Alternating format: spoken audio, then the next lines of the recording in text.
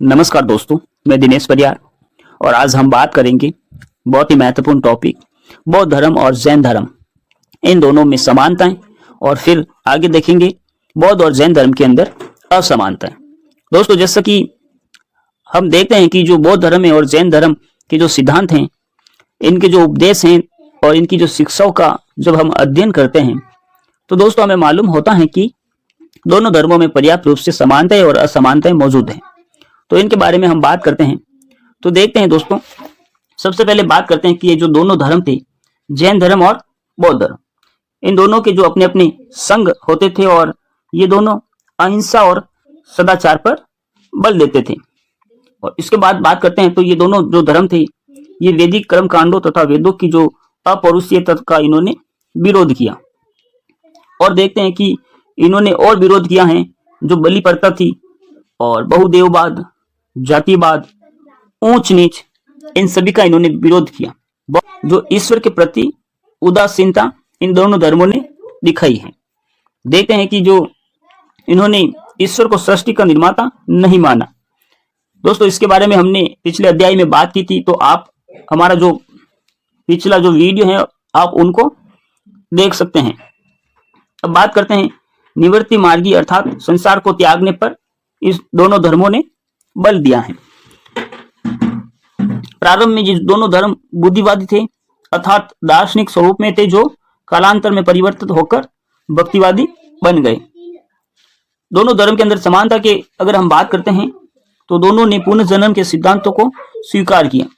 बौद्ध धर्म और जैन धर्म, इन दोनों ने जो पुनर्जन्म सिद्धांत हैं इनको स्वीकार किया। अब देखते हैं कि जो महावीर स्वामी जी थे और गौतम बुद्ध थे, इन दोनों में अगर समानता की अगर हम बात करते हैं तो दोनों का जन्म पूर्वी भारत में हुआ और दोनों जो थे ये क्षत्रिय राजकुमार थे, बहुत बड़े थे, क्षत्रिय राजकुमार थे और दोनों का जन्म पूर्वी भारत के अंदर हुआ था। अगर दोस्तों हम बात करते हैं कि इन दोनों धर्मों की उत्पत्ति के बारे में, तो जो छठी व पांचवी जो शताब्दी ईसा पूर्व के अंदर गंगा घाटी के अंदर इनका जो 6ठी से 5वीं शताब्दी गंगा घाटी के अंदर इन दोनों धर्मों की उत्पत्ति हुई। जन्म स्थली की अगर बात करते हैं तो उस समय मगध था जो वर्तमान बिहार, वहां दोनों की उत्पत्ति मानी जाती है। तो बहुत ही महत्वपूर्ण है दोस्तों। आगे बात करते हैं कि महावीर स्वामी और गौतम बुद्ध में जो समानताएं हैं, दोनों कुछ समय तक विवाहित जीवन जीने के बाद में इन्होंने ग्रह त्याग किया था। दोनों ज्ञान प्राप्ति के पश्चात इन्होंने अपना जो संपूर्ण जीवन है ये जन कल्याण के अंदर लगाया था। बहुत ही महत्वपूर्ण है दोस्तों। हमने समानता के बारे में अध्ययन किया और अब बात करते हैं बौद्ध धर्म और जैन धर्म के अंदर जो असमानताएं हैं इनके बारे में हम बात करते हैं। तो दोस्तों, जो जैन धर्म है ये मोक्ष प्राप्ति के लिए कठोर तपस्या तथा शरीर त्याग पर बल देता है। यानी जो मोक्ष प्राप्ति के लिए कठोर तपस्या जरूरी और शरीर त्याग पर बल दिया इन्होंने। शरीर त्याग की जो हमने बात की थी, सलेखना विधि जो चंद्रगुप्त मौर्य इन्होंने अपनाई थी, अपने प्राण त्यागे थे और अनेक जैन भिक्षुओं ने इस तरह से जो सलेखना विधि है इनको अपनाकर अपने प्राण त्यागे थे। दोस्तों, अगर बात करते हैं बौद्ध धर्म के बारे में, तो बौद्ध धर्म के अंदर मध्यम मार्ग का उपदेश दिया गया और जो ये मध्यम मार्ग हैं इनके पालन पर बल दिया गया है। दोस्तों, अगर मध्यम मार्ग के बारे में हम बात करते हैं तो इसका मतलब होता है बीच का रास्ता या बीच का मार्ग।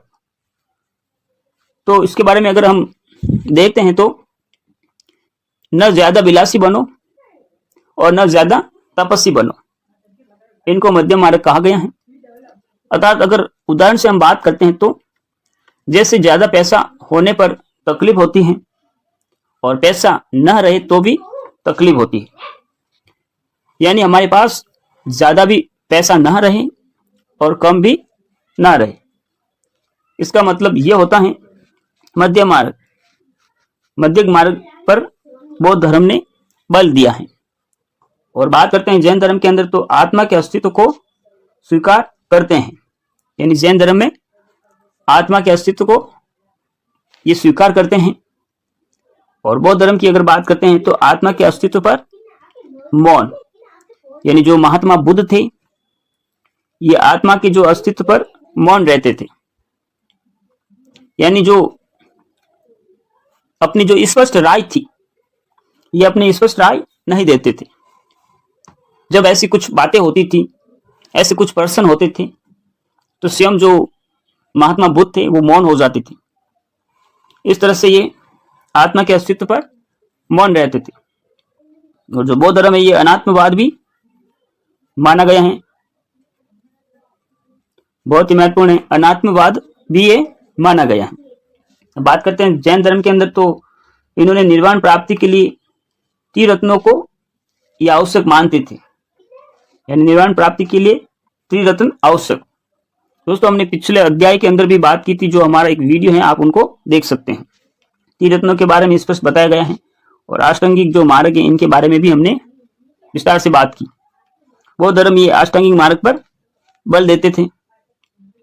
और जैन धर्म के अंदर बात करते हैं तो यहाँ नग्नता का इन्होंने आदेश दिया था, और पार्श्वनाथ ने श्वेत वस्त्र पहनने का और महावीर स्वामी ने नग्न रहने का आदेश दिया था। और बौद्ध धर्म के अंदर नग्नता का इन्होंने विरोध किया था। जैन धर्म के अंदर तो यहाँ पे मैंने उल्टा लिख दिया है, तो आपको ये ध्यान से देखना है। जैन धर्म के अंदर मृत्यु के बाद निर्वाण संभव है, और बौद्ध धर्म की अगर बात करते हैं तो इसी जीवन में निर्वाण संभव है। तो हमें ये ध्यान रखना है, जैन धर्म के अंदर मृत्यु के बाद निर्वाण संभव है और बौद्ध धर्म के अंदर इसी जीवन में निर्वाण संभव है। जैन धर्म ग्रंथ जो आगम कहलाते हैं और बौद्ध धर्म ग्रंथ हैं त्रिपिटक कहलाते हैं। बहुत ही महत्वपूर्ण है आगम और त्रिपिटक। दोस्तों अगर आपको ये वीडियो अच्छा लगा तो इस चैनल को सब्सक्राइब जरूर करना। और बात करते हैं हम बौद्ध धर्म के बारे में, तो बौद्ध धर्म के जो इसको राज की संरक्षण अधिक मिला, और ये जो बौद्ध धर्म है ये जन साधारण का धर्म बन गया था। जैसे कि अशोक ने अपने पुत्र पुत्रियों को विदेशों में भेजा था प्रचार के लिए, और कनिष्क ने भी, जो कुषाण शासक था कनिष्क, इन्होंने भी चीन, मंगोलिया, ईस्ट एरिया आदि देशों में इस बौद्ध धर्म को फैलाया था, और राज के संरक्षण अधिक मिला था, और इसका जो प्रचार विदेशों में भी अधिक हुआ था। और अगर जैन धर्म की बात करते हैं तो इनका प्रचार मुख्य रूप से वैश्य जाति के अंदर ज़्यादा हुआ, और केवल प्रचार भारत में ही ज़्यादा हुआ। दोस्तों बहुत ही महत्वपूर्ण है। अगर और बात करते हैं दोस्तों, तो दोनों कर्म के सिद्धांत को मानते थे, यानी सभी कर्म जो फल जो कर्मों के द्वारा मिलता था, और किस्मत को ये नहीं मानते थे। कि जो अनुयायी थे समानता के अंदर, अनुयायी दोनों के उपासक और साध्वी कहलाते थे। उपासक थे जो ग्रस्त थे, और साध्वी थे जो ग्रस्त नहीं थे। दोनों ने पाली और प्राकृत भाषा में जनसाधारण के लिए उपदेश दिए थे। ये समानता के अंदर बात करते हैं हम, बहुत ही महत्वपूर्ण है। दोनों ने वर्ण व्यवस्था का भी विरोध किया था। तो उस समय 4 वर्ण थे, ब्राह्मण, क्षत्रिय, वैश्य और शूद्र, तो इन्होंने विरोध किया था। दोस्तों अगर आपको ये वीडियो अच्छा लगा तो हमारे इस चैनल को सब्सक्राइब जरूर करना, लाइक करना, कमेंट करना। धन्यवाद।